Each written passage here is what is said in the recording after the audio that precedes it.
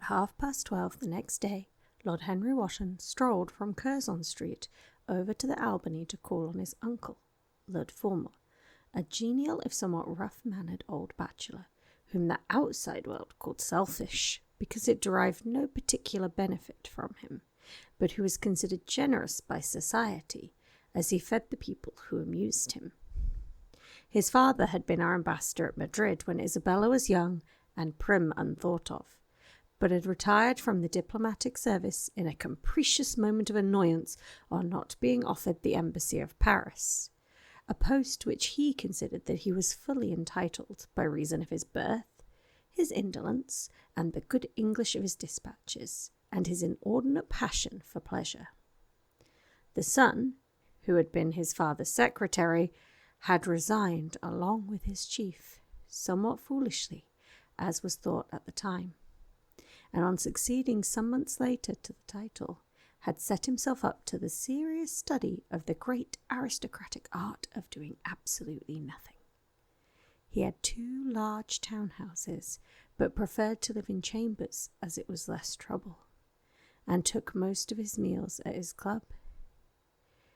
He paid some attention to the management of his collieries in the Midland counties, excusing himself for this taint of industry on the ground that the one advantage of having coal was that it enabled a gentleman to afford the decency of burning wood on his own hearth. In politics, he was a Tory, except when the Tories were in office, during which period he roundly abused them for being a pack of radicals. He was a hero to his valet, who bullied him, and a terror to most of his relations, whom he bullied in turn. Only England could have produced him, and he always said that the country was going to the dogs. His principles were out of date, but there was a good deal to be said for his prejudices. When Lord Henry entered the room, he found his uncle sitting in a rough shooting coat, smoking a cheroot and grumbling over the Times. "Well, Harry," said the old gentleman, "what brings you out so early?" "I thought you dandies never got up till 2, and were not visible till 5. "Pure family affection, I assure you, Uncle George. I want to get something out of you." "Money, I suppose," said Lord Fermor, making a wry face. "Well, sit down and tell me all about it. Young people nowadays imagine that money is everything." "Yes," murmured Lord Henry, settling his buttonhole in his coat. "And when they grow older, they know it. But I don't want money. It is only people who pay their bills who want that, Uncle George, and I never pay mine. Credit is the capital of a younger son, and one lives charmingly upon it. Besides, I always deal with Dartmoor's tradesmen, and consequently they never bother me. What I want is information. Not useful information, of course. Useless information." "Well, I can tell you anything that is an English blue book, Harry, although those fellows nowadays write a lot of nonsense. When I was in the diplomatic, things were much better, but I hear they let them in now by examination. What can you expect? Examinations, sir, are pure humbug from beginning to end. If a man is a gentleman, he knows quite enough, and if he is not a gentleman, whatever he knows is bad for him." "Mr. Dorian Gray does not belong to the blue books, Uncle George," said Lord Henry languidly. "Mr. Dorian Gray? Who is he?" asked Lord Fermor, knitting his bushy white eyebrows. "That is what I have come to learn, Uncle George. Or rather, I know who he is. He is the last Lord Kelso's grandson. His mother was a Devereux. Lady Margaret Devereux? I want you to tell me about his mother. What was she like? Whom did she marry? You have known nearly everybody in your time, so you might have known her. I am very much interested in Mr. Gray at present. I've only just met him." "Kelso's grandson," echoed the old gentleman. "Kelso's grandson. Of course, I knew his mother immediately. I believe I was at her christening. She was an extraordinarily beautiful girl, Margaret Devereux, and made all the men frantic by running away with a penniless young fellow. A mere nobody, sir, a subaltern in a foot regiment or something of that kind. Certainly, I remember the whole thing as if it happened yesterday. The poor chap was killed in a duel at a spa a few months after the marriage. There was an ugly story about it.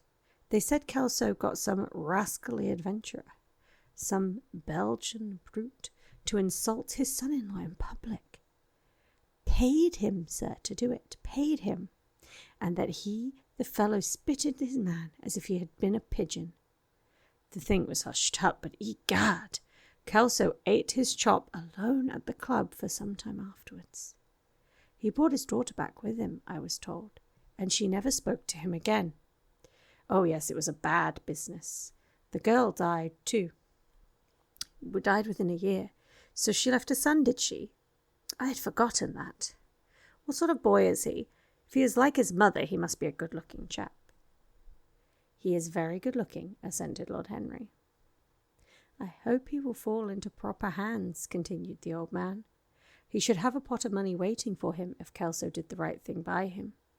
His mother had money too. All the Selby property came to her through her grandfather, and the grandfather hated Kelso, thought him a mean dog. He was too. Came to Madrid once when I was there. Egad, I was ashamed of him. The Queen used to ask me about the English noble who was always quarrelling with the cabmen about their fares. They made quite a story of it. I didn't dare show my face at court for a month. I hope he treated his grandson better than he did all the Jarvies. I don't know, answered Lord Henry. I fancy that the boy will be well off. He is not of age yet. He has Selby, I know, he told me so. And his mother was very beautiful? Margaret Devereux was one of the loveliest creatures I ever saw, Harry. What on earth induced her to behave as she did, I never could understand. She could have married anybody she chose. Carlington was mad after her. She was romantic, though. All the women of that family were. The men were a poor lot, but egad, the women were wonderful. Carlington went on his knees to her, told me so himself. She laughed at him, and there wasn't a girl in London at the time who wasn't after him. And by the way, Harry, talking about silly marriages, what is this humbug your father tells me about Dartmoor wanting to marry an American? An English girl's good enough for him? It is rather fashionable to marry Americans just now, Uncle George. I'll back English women against the world, Harry, said Lord Fermor, striking the table with his fist. The betting is on the Americans. They don't last, I'm told, muttered his uncle. A long engagement exhausts them, but they are capital at a steeplechase. They take things flying. I don't think Dartmoor has a chance. Who are her people? Grumbled the old gentleman. Has she got any? Lord Henry shook his head. American girls are as clever at concealing their parents as English women are at concealing their past, he said, rising to go. They are pork packers, I suppose? I hope so, Uncle George, for Dartmoor's sake. I am told that pork packing is the most lucrative profession in America after politics. Is she pretty? She behaves as if she was beautiful. Most American women do. It is the secret of their charm. Why can't these American women stay in their own country? They are always telling us that it is the paradise for women. It is. That is the reason why, like Eve, they are so excessively anxious to get out of it, said Lord Henry. Goodbye, Uncle George. I shall be late for lunch if I stop any longer. Thank you for giving me the information I wanted. I always like to know everything about my new friends, and nothing about my old ones. Where are you lunching, Harry? At Aunt Agatha's. I've asked myself and Mr. Gray. He is her latest protégé. Humph. Tell your Aunt Agatha, Harry, not to bother me any more with her charity appeals. I am sick of them. Why, the good woman thinks I have nothing to do but to write cheques for her silly fads. All right, Uncle George, I'll tell her, but it won't have any effect. Philanthropic people lose all sense of humanity. It is their distinguishing characteristic. The old gentleman growled approvingly and rang the bell for his servant.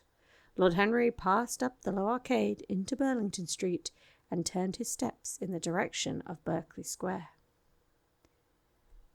So that was the story of Dorian Gray's parentage. Crudely as it had been told to him, it had yet stirred him by its suggestion of a strange, almost modern romance. A beautiful woman risking everything for a mad passion. A few wild weeks of happiness cut short by a hideous, treacherous crime. Months of voiceless agony, and then a child was born in pain. The mother snatched away by death, the boy left to solitude and the tyranny of an old and loveless man. Yes, it was quite an interesting background. It posed the lad, made him more perfect, as it were. Behind every exquisite thing that existed, there was something tragic. Words had to be in the travail that the meanest flower might blow. And how charming he had been at dinner the night before, as with startled eyes and lips parted in frightened pleasure, he had sat opposite him at the club, the red candle shades staining to a richer rose the waking wonder of his face. Talking to him was like playing upon an exquisite violin. He answered to every touch and thrill of the bow. There was something terribly enthralling about the exercise of influence. No other activity was like it. To project one's soul into some gracious form and let it tarry there for a moment, to hear one's own intellectual views echoed back to one with all the added music of passion and youth, to convey one's temperament into another as though it were a subtle fluid or a strange perfume. There was a real joy in that, perhaps the most satisfying joy left to us in an age so limited and vulgar as our own, an age grossly carnal in its pleasures and grossly common in its aims. He was a marvellous type too, this lad, whom by so curious a chance he had met in Basil's studio, or could be fashioned into a marvellous type, at any rate. Grace was his, and the white purity of boyhood and beauty such as old Greek marbles kept for us. There was nothing that one could not do with him. He could made a Titan or a toy. What a pity it was that such beauty was destined to fade. And Basil? From a psychological point of view, how interesting he was. The new manner of art, the fresh mode of looking at life, suggested so strangely by the merely visible presence of one who was unconscious of it all. The silent spirit that dwelt in dim woodland and walked unseen in open field, suddenly showing itself dryad-like, and not afraid, because in his soul, who sought for her there, had been weakened, that wonderful vision to which alone are wonderful things revealed, the mere shapes and patterns of things becoming, as it were, refined, and gaining a kind of symbolical value, as though they were themselves patterns of some other more perfect form whose shadow they made real. How strange it all was! He remembered something like it in history. Was it not Plato, that artist in thought, who had first analyzed it? Was it not Buonarroti who had carved it on the coloured marbles of a sonnet sequence? But in our own century it was strange. Yes, he would try to be Dorian Gray, what, without knowing it, the lad was to the painter who had fashioned the wonderful portrait. He would seek to dominate him, had already indeed half done so. He would make that wonderful spirit his own. There was something fascinating in this son of love and death. Suddenly he stopped and glanced at the houses. He found that he had passed his aunt's some distance, and smiling to himself, turned back. When he entered the somewhat sombre hall, the butler told him that they had gone back to lunch. He gave one of his footmen his hat and stick, and passed into the dining room. "Late as usual, Harry," cried his aunt, shaking her head at him. He invented a facile excuse, and having taken the vacant seat next to her, looked around to see who was there. Dorian bowed to him shyly from the end of the table, a flush of pleasure stealing into his cheek. Opposite was the Duchess of Harley, a lady of admirable good nature and good temper, much liked by everyone who knew her. And those ample architectural proportions that in women who are not duchesses are described by contemporary historians as stoutness. Next to her sat, on her right, Sir Thomas Burton, a radical member of Parliament, who followed his leader in public life and in private life, followed the best cooks, dining with the Tories and thinking with the Liberals in accordance with a wise and well-known rule. The post on her left was occupied by Mr. Erskine of Treadley, an old gentleman of considerable charm and culture, who had fallen, however, into bad habits of silence, having, as he explained to Lady Agatha, said everything that he had to say before he was 30. His own neighbour was Mrs. Vandeleur, one of their aunt's oldest friends, a perfect saint amongst women, but so dreadfully dowdy that she reminded one of a badly bound hymn book. Fortunately for him, she had, on the other side, Lord Fowdell, a most intelligent, middle-aged mediocrity, as bold as a ministerial statement in the House of Commons, with whom she was conversing in that intensely earnest manner, which is the one unpardonable error, as he remarked to himself, that all really good people fall into, and from which none of them ever quite escape. "We were talking about poor Dartmoor, Lord Henry," cried the Duchess, nodding pleasantly to him across the table. "Do you think he will really marry this fascinating young person?" "I believe she has made up her mind to propose to him, Duchess." "How dreadful!" exclaimed Lady Agatha. "Really, someone should interfere." "I am told, on excellent authority, that her father keeps an American dry goods store," said Sir Thomas Burton, looking supercilious. "My uncle has already suggested pork packing," said Thomas. "Dry goods? What are American dry goods?" asked the Duchess, raising her large hands in wonder and accentuating the verb. "American novels," answered Lord Henry, helping himself to some quail. The Duchess looked puzzled. "Don't mind him, my dear," whispered Lady Agatha. "He never means anything that he says." "When America was discovered," said the radical member, and he began to give some wearisome facts. Like all people who try to exhaust a subject, he exhausted all his listeners. The Duchess sighed and exercised the privilege of interruptions. "I wish to goodness it never had been discovered at all," she exclaimed. "Really, our girls have no chance nowadays. It's almost unfair." "Perhaps, after all, America never has been discovered," said Mr. Erskine. "I myself would say that it has merely been detected." "Oh, but I have seen specimens of the inhabitants," answered the Duchess vaguely. "I must confess that most of them are extremely pretty, and they dress well too. They get all their dresses in Paris. I wish I could afford to do the same." "They say that when good Americans die, they go to Paris," chuckled Sir Thomas, who had a large wardrobe of Humour's cast-off clothes. "Really? And where do bad Americans go when they die?" inquired the Duchess. "They go to America," murmured Lord Henry. Sir Thomas frowned. "I'm afraid your nephew is prejudiced against that great country," he said to Lady Agatha.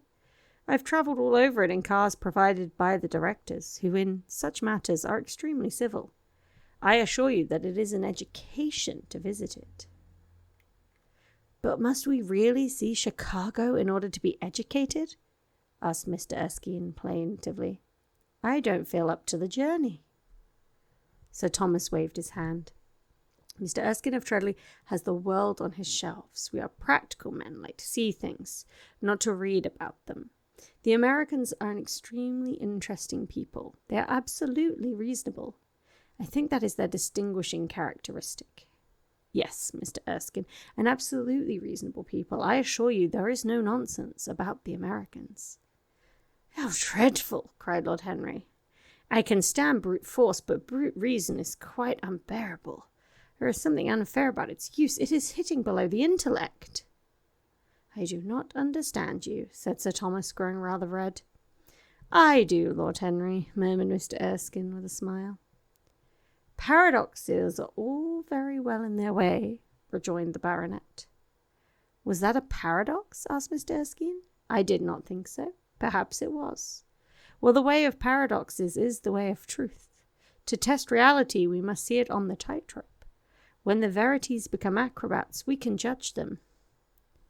Dear me, said Lady Agatha, how you men argue. I'm sure I can never make out what you are talking about. Oh, Harry, I'm quite vexed with you. Why would you try to persuade our nice Mr. Dorian Gray to giving up the East End? I assure you he'll be quite invaluable. They would love his playing. I want him to play with me, cried Lord Henry, smiling, and looked down the table and caught a bright answering glance. But they are so unhappy in Whitechapel, continued Lady Agatha. I can sympathize with everything except suffering, said Lord Henry, shrugging his shoulders. I cannot sympathize with it. It is too ugly, too horrible, too distressing. There is something terribly morbid in the modern sympathy with pain. One should sympathize with the colour, the beauty, the joy of life. The less said about life's sores, the better. Still, the East End is a very important problem, remarked Sir Thomas with a grave shake of the head. Quite so, answered the young lord. It is the problem of slavery, and we try to solve it by amusing the slaves. The politician looked at him keenly. What change do you propose, then? He asked. Lord Henry laughed. I don't desire to change anything in England except the weather, he answered. I'm quite content with philosophic contemplation. But as the 19th century has gone bankrupt through an over-expenditure of sympathy, I would suggest that we should appeal to science to put us straight. The advantage of the emotions is that they lead us astray, but the advantage of science is that it is not emotional. But we have such grave responsibilities, ventured Mrs. Vandeleur timidly. Terribly grave, echoed Lady Agatha. Lord Henry looked over at Mr. Erskine. Humanity takes itself too seriously. It is the world's original sin. If caveman had known how to laugh, history would have been different. You are really very comforting, warbled the Duchess. I've always felt rather guilty when I came to see your dear aunt, for I take no interest at all in the East End. For the future I shall be able to look her in the face without a blush. A blush is very becoming, Duchess, remarked Lord Henry. Only when one is young, she answered. When an old woman like myself blushes, it is a very bad sign.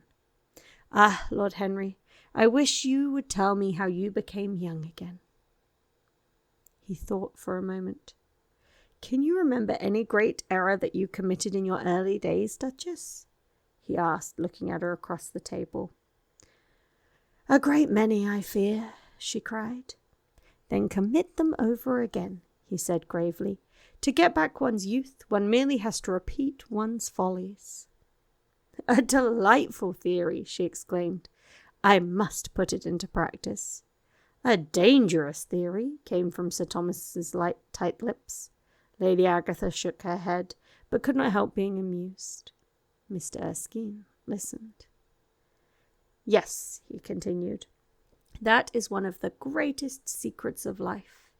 Nowadays, most people die of a sort of creeping common sense, and discover when it is too late that the only things one never regrets are one's mistakes.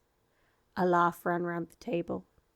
He played with the idea and grew wilful, tossed it into the air and transformed it, let it escape and recaptured it, made it iridescent with fancy and winged it with paradox. The praise of folly, as he went on, soared into a philosophy, and philosophy herself became young and catching the mad music of pleasure, wearing, one might fancy, her wine-stained robe and wreath of ivy, danced like a bacchante over the hills of life, and mocked the slow silliness for being sober. Facts fled before her like frightened forest things. Her white feet trod the huge press at which wise Omar sits, till the seething grape juice rose around her bare limbs in waves of purple bubbles, or crawled in red foam over the vat's black, dripping, sloping sides. It was an extraordinary improvisation. He felt that the eyes of Dorian Gray were fixed on him, and the consciousness that amongst his audience there was one whose temperament he wished to fascinate seemed to give his wit keenness and lend colour to his imagination. He was brilliant, fantastic, irresponsible.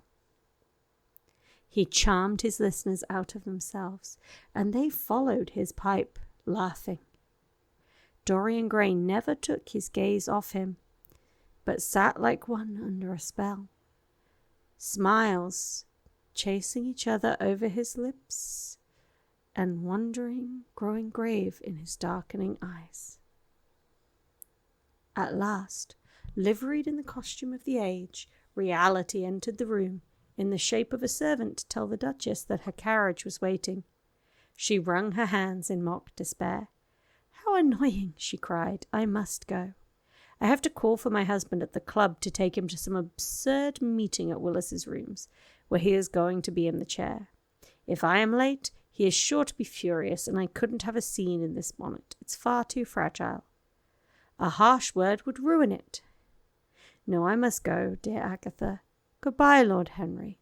You are quite delightful and dreadfully demoralizing. I'm sure I don't know what to say about your views. You must come and dine with us some night. Tuesday? Are you disengaged Tuesday?" "For you, I would throw over anybody, Duchess," said Lord Henry with a bow. "Ah, that is very nice, and very wrong of you," she cried. "So mind you come." And she swept out of the room, followed by Lady Agatha and the other ladies. When Lord Henry sat down again, Mr. Erskine moved around, taking a chair close to him, placed his hand upon his arm. "You talk books away," he said. "Why don't you write one?" "I am too fond of reading books to care to write them, Mr. Erskine. I should like to write a novel, certainly. A novel would be as lovely as a Persian carpet and as unreal. But there is no literary public in England for anything except newspapers, primers, and encyclopedias. Of all the people in the world, the English have the least sense of the beauty of literature." "I fear you are right," answered Mr. Erskine. "I myself used to have literary ambitions, but I gave them up long ago. And now, my dear young friend, if you will allow me to call you so, may I ask if you really meant all that you said to us at lunch?" "I quite forget what I said," smiled Lord Henry. "Was it all very bad?" "Very bad indeed. In fact, I consider you extremely dangerous. And if anything happens to our good Duchess, we shall all look on you as being primarily responsible. But I should like to talk to you about life. The generation into which I was born was tedious. Some day, when you are tired of London, come down to Treadley and expound to me your philosophy of pleasure over some admirable Burgundy I am fortunate enough to possess. I shall be charmed. A visit to Treadley would be a great privilege. It has a perfect host and a perfect library." "You will complete it," answered the old gentleman with a courteous bow. "And now I must bid good-bye to your excellent aunt. I am due at the Athenaeum. It is an hour when we sleep there." "All of you, Mr. Erskine?" 40 of us in 40 armchairs. We are practising for an English Academy of Letters." Lord Henry laughed and rose. "I am going to the park," he cried. As he was passing out of the door, Dorian Gray touched him on the arm. "Let me come with you," he murmured. "But I thought you had promised Basil Hallward to go and see him," answered Lord Henry. "I would sooner come with you. I feel I must come with you. Do let me. And you will promise to talk to me all the time? No one talks so wonderfully as you do." "I have talked quite enough for today," said Lord Henry, smiling. "All I want now is to look at life. You may come and look at it with me, if you care to."